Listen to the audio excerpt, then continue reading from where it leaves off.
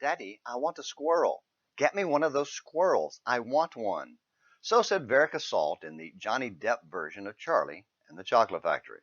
All of the children in that movie, except Charlie, were greedy, selfish little brats, especially Veruca. And of course, Daddy Salt was an enabler. Whatever his precious little girl wanted, Daddy Salt was going to buy.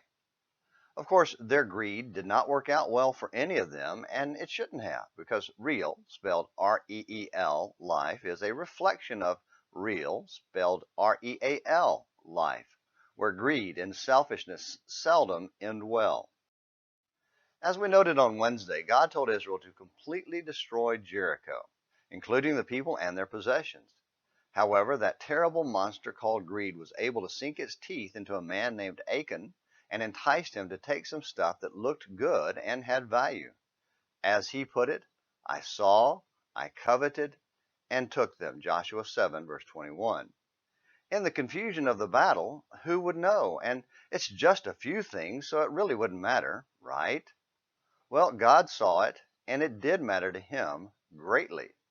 See, the problem was not the value of the items, but the rejection of God. Whatever our sin of choice may be, the real offense is our rebellion against our Creator. How did things work out for Israel and Achan? As the saying goes, not too good.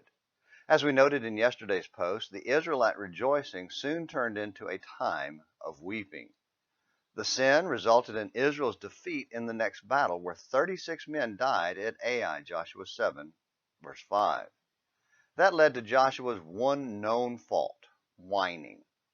Then Joshua tore his clothes and fell to the earth on his face before the ark of the Lord until the evening, both he and the elders of Israel, and they put dust on their heads. Joshua said, "Alas, O Lord God, why did you ever bring this people over the Jordan only to deliver us into the hand of the Amorites to destroy us? If only we had been willing to dwell beyond the Jordan. O Lord, what can I say, since Israel has turned their back before their enemies? For the Canaanites and all the inhabitants of the land will hear of it, and they will surround us and cut off our name from the earth. And what will you do for your great name?" Joshua 7, verses 6 through 9.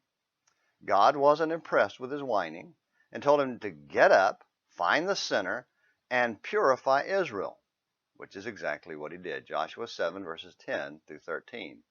Soon Achan was exposed, and after confessing his sin was utterly destroyed, family and all. Joshua 7, 24 through 25.